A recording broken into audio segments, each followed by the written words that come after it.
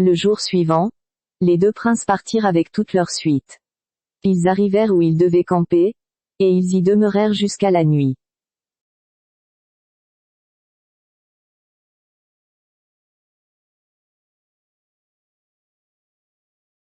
Alors Schahriar appela son grand vizir, et, sans lui découvrir son dessein, lui commanda de tenir sa place pendant son absence, et de ne pas permettre que personne sortît du camp, pour quelque sujet que ce pût être.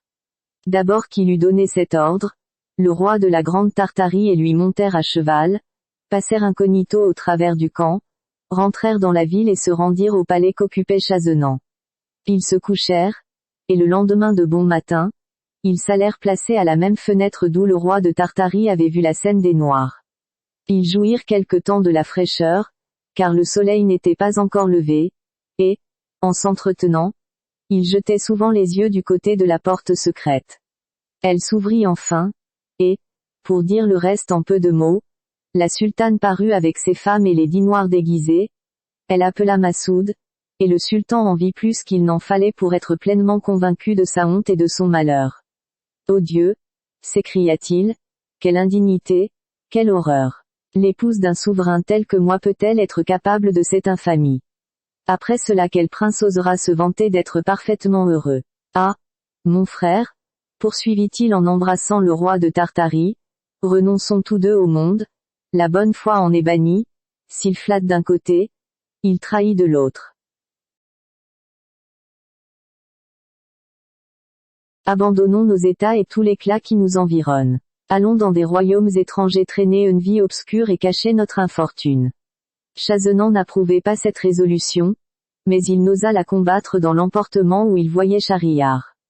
Mon frère, lui dit-il, je n'ai pas d'autre volonté que la vôtre, je suis prêt à vous suivre partout où il vous plaira, mais promettez-moi que nous reviendrons, si nous pouvons rencontrer quelqu'un qui soit plus malheureux que nous.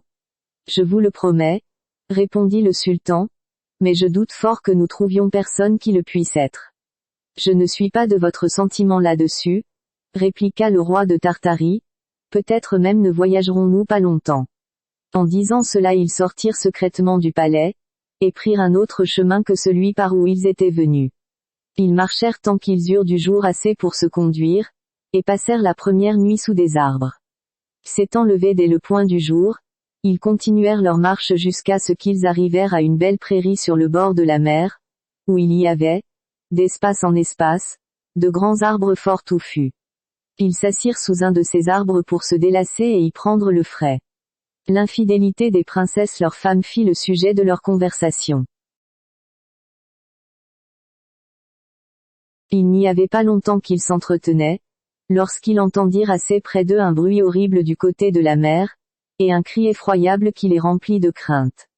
Alors la mer s'ouvrit, et il s'en éleva comme une grosse colonne noire qui semblait s'aller perdre dans les nues. Cet objet redoubla leur frayeur, ils se levèrent promptement, et montèrent au haut de l'arbre qui leur parut le plus propre à les cacher. Ils y furent à peine montés, que regardant vers l'endroit d'où le bruit partait et où la mer s'était entr'ouverte, ils remarquèrent que la colonne noire s'avançait vers le rivage en fendant l'eau. Ils ne purent dans le moment démêler ce que ce pouvait être, mais ils en furent bientôt éclaircis. C'était un de ces génies qui sont malins, malfaisants, et ennemis mortels des hommes. Il était noir et hideux, avait la forme d'un géant d'une hauteur prodigieuse, et portait sur sa tête une grande caisse de verre, fermée à 4 serrures d'acier fin. Il entra dans la prairie avec cette charge, qu'il vit posée justement au pied de l'arbre où étaient les princes, qui, connaissant l'extrême péril où ils se trouvaient, se crurent perdus. Cependant le génie s'assit auprès de la caisse, et l'ayant ouverte avec 4 clés qui étaient attachées à sa ceinture, il en sortit aussitôt une dame très richement habillée, d'une taille majestueuse et d'une beauté parfaite. Le monstre la fit asseoir à ses côtés, et la regardant amoureusement, « Dame, dit-il, la plus accomplie de toutes les dames qui sont admirées pour leur beauté, charmante personne, vous que j'ai enlevé le jour de vos noces, et que j'ai toujours aimé depuis si constamment, vous voudrez bien que je dorme quelques moments près de vous, le sommeil dont je me sens accablé m'a fait venir en cet endroit pour prendre un peu de repos. » En disant cela, Il laissa tomber sa grosse tête sur les genoux de la dame, ensuite ayant allongé ses pieds qui s'étendaient jusqu'à la mer, il ne tarda pas à s'endormir, et il ronfla bientôt de manière qu'il fit retentir le rivage. La dame alors leva la vue par hasard, et apercevant les princes au haut de l'arbre, elle leur fit signe de la main de descendre sans faire de bruit. Leur frayeur fut extrême quand ils se virent découverts. Ils supplièrent la dame, par d'autres signes, de les dispenser de lui obéir, mais elle, après avoir ôté doucement de dessus ses genoux la tête du génie, et l'avoir posée légèrement à terre, se leva, et leur dit d'un ton de voix bas, mais animé, « Descendez, il faut absolument que vous veniez à moi. » Ils voulurent vainement lui faire comprendre encore par leurs gestes qu'ils craignaient le génie. « Descendez donc, leur répliqua-t-elle sur le même ton, si vous ne vous hâtez de m'obéir, je vais l'éveiller, et je lui demanderai moi-même votre mort. » Ces paroles intimidèrent tellement les princes, qu'ils commencèrent à descendre avec toutes les précautions possibles pour ne pas éveiller le génie. Lorsqu'ils furent en bas, la dame les prit par la main, et s'étant un peu éloignée avec eux sous les arbres, elle leur fit librement une proposition très vive. Ils la rejetèrent d'abord, mais elle les obligea, par de nouvelles menaces, à l'accepter. Après qu'elle eut obtenu d'eux ce qu'elle souhaitait, ayant remarqué qu'ils avaient chacun une bague au doigt, elle les leur demanda.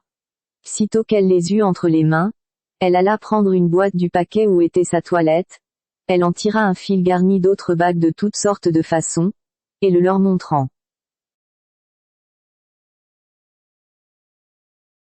Savez-vous bien, dit-elle, ce que signifient ces joyaux? Non, répondirent-ils, mais il ne tiendra qu'à vous de nous l'apprendre. Ce sont, reprit-elle, les bagues de tous les hommes à qui j'ai fait part de mes faveurs. Il y en a 98 bien comptés, que je garde pour me souvenir d'eux. Je vous ai demandé les vôtres pour la même raison, et afin d'avoir la centaine accomplie. Voilà donc, continua-t-elle, sentamment que j'ai eu jusqu'à ce jour, malgré la vigilance et les précautions de ce vilain génie qui ne me quitte pas. Il a beau m'enfermer dans cette caisse de verre, et me tenir caché au fond de la mer, je ne laisse pas de tromper ses soins. Vous voyez par là que quand une femme a formé un projet, il n'y a point de mari ni d'amant qui puisse en empêcher l'exécution. Les hommes feraient mieux de ne pas contraindre les femmes, ce serait le moyen de les rendre sages. La dame leur ayant parlé de la sorte, passa leur bague dans le même fil où étaient enfilés les autres. Elle s'assit ensuite comme auparavant, souleva la tête du génie, qui ne se réveilla point, la remit sur ses genoux, et fit signe au prince de se retirer. Ils reprirent le chemin par où ils étaient venus, et lorsqu'ils eurent perdu de vue la dame et le génie, Schahriar dit à Chazenant, « Eh bien, mon frère, que pensez-vous de l'aventure qui vient de nous arriver? Le génie n'a-t-il pas une maîtresse bien fidèle? Et ne convenez-vous pas que rien n'est égal à la malice des femmes? » Oui, mon frère, répondit le roi de la Grande Tartarie. Et vous devez aussi demeurer d'accord que le génie est plus à plaindre et plus malheureux que nous. C'est pourquoi, puisque nous avons trouvé ce que nous cherchions, retournons dans nos états, et que cela ne nous empêche pas de nous marier.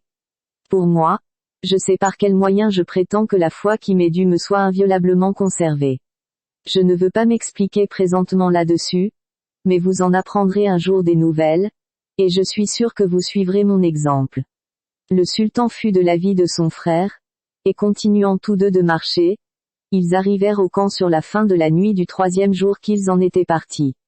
La nouvelle du retour du sultan s'y étant répandue, les courtisans se rendirent de grand matin devant son pavillon. Il les fit entrer, les reçut d'un air plus riant qu'à l'ordinaire, et leur fit à tout des gratifications. Après quoi, leur ayant déclaré qu'il ne voulait pas aller plus loin, il leur commanda de monter à cheval, et il retourna bientôt à son palais. À peine fut-il arrivé, qu'il courut à l'appartement de la sultane. Il la fit lier devant lui, et la livra à son grand vizir, avec l'ordre de la faire étrangler, ce que ce ministre exécuta, sans s'informer quel crime elle avait commis. Le prince irrité n'en demeura pas là. Il coupa la tête de sa propre main à toutes les femmes de la sultane. Après ce rigoureux châtiment, persuadé qu'il n'y avait pas une femme sage, pour prévenir les infidélités de celle qu'il prendrait à l'avenir, il résolut d'en épouser une chaque nuit, et de la faire étrangler le lendemain. S'étant imposé cette loi cruelle, il jura qu'il l'observerait immédiatement après le départ du roi de Tartarie qui prit bientôt congé de lui et se mit en chemin chargé de présents magnifiques. Chazennant étant parti, Schahriar ne manqua pas d'ordonner à son grand vizir de lui amener la fille d'un de ses généraux d'armée. Le vizir obéit. Le sultan coucha avec elle, et le lendemain, en la lui remettant entre les mains pour la faire mourir, il lui commanda de lui en chercher une autre pour la nuit suivante. Quelque répugnance qu'eut le vizir à exécuter de semblables ordres, comme il devait au sultan son maître une obéissance aveugle, il était obligé de s'y soumettre.